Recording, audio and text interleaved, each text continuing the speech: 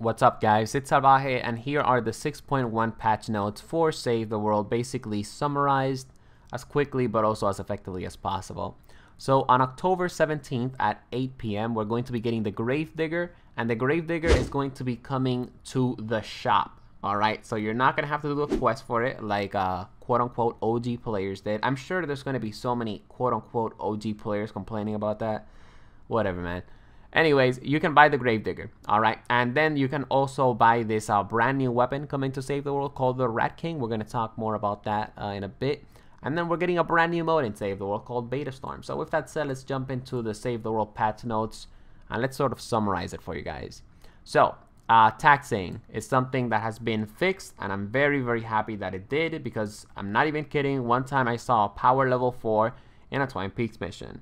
And if you're a Twine player like me, you know that you hate seeing players that shouldn't be in that specific type of mission just like basically leeching off of you, okay? Anyways, if your match is set to public, then the lowest power rating in your party will determine which missions are available and which are locked. What this means is that, let's say that you're a power level 77 player, and then you have a friend that's power level 67. Long story short, you're not going to be able to do a Twine Peak mission with that power level 67 player. And the reason for that is because to even do Twine Peak missions, you have to be at least power level 70.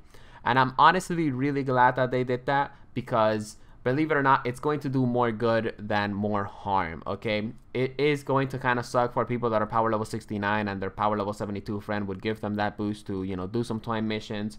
But at the end of the day, you have to work hard and you have to grind, you know, if you want to get to the higher levels of play or to a specific mission that you're under level for.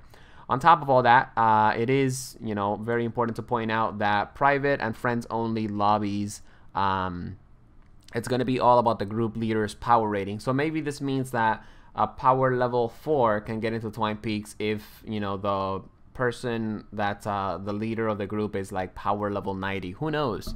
Anyways, long story short, this basically just solves the taxing issues, and I'm just really, really glad that they did that. They added power rating requirements to Plankertown. These are the power ratings if you're interested on Plankertown.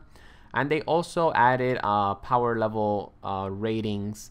I mean, all SSDs and in Plankertown and above now have a minimum personal power rating requirements. Damn, I should have just read that.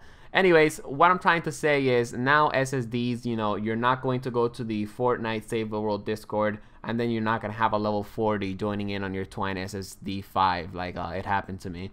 Now, one of the things that I'm worried about is this, right? Rebalance the reward points granted by missions relative to the average length and difficulty of the mission type. So long story short, it's just harder to get a level 6 chest now if you don't really complete the bonuses.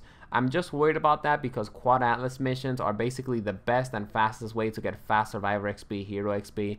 Long story short, I hope they didn't make it too hard to get a level 6 chest on that Quad Atlas mission. But then again, if you, at the moment, you know, before the 6.1 patch, if one of your atlases got destroyed, if one of your atlases fell below 50%, if you didn't complete the missions within the 5-day speedrun challenge, you would still get a level 6 chest.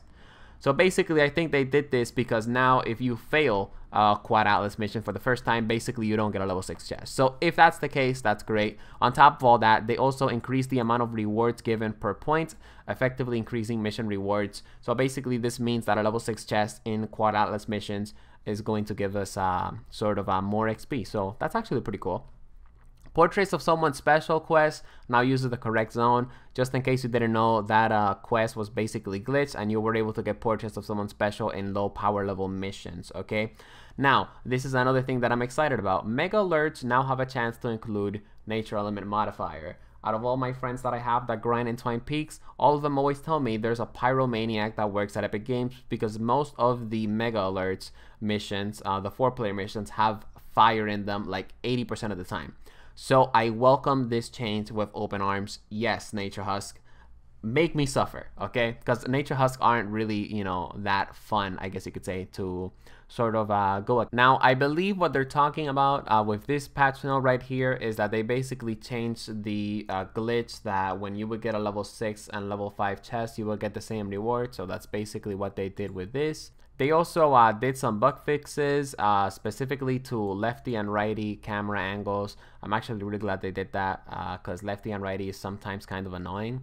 But of course, now we talk about the good stuff. So basically, there's a brand new weapon coming to save the world, like I said, on October 17th, and it's the Rat King. So long story short, it's a semi-automatic slug rifle that fires powerful rounds, and I will be reviewing the weapon as soon as possible when it's out, so be on the lookout for the review. And my review on the Gravedigger is probably going to be out soon as well. Also, they added duplicate prevention for Mythic Lead survivors.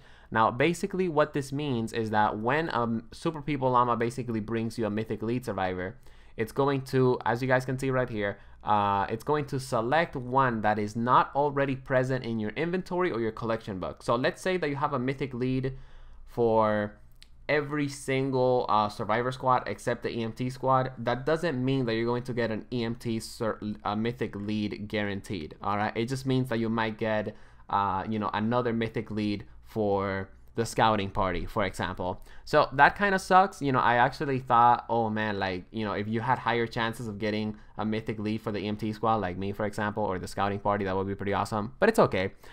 Player jump pads no longer consume space in armory. They also fixed some of the crafting time for these weapons right here: Whisper 45, Gravedigger, Silent Spectre, Quad Launcher. And the Let's Let no longer stops attacking when the attack button is held.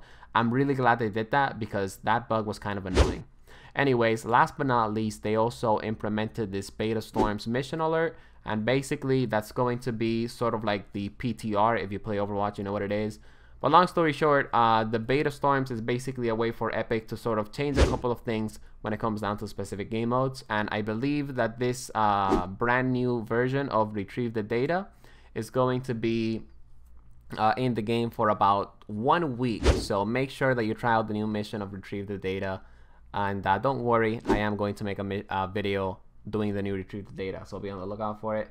Oh, and last but not least, Riot Huskies now trigger traps. I actually didn't even know that was a thing, but hey, I guess I learned something new today.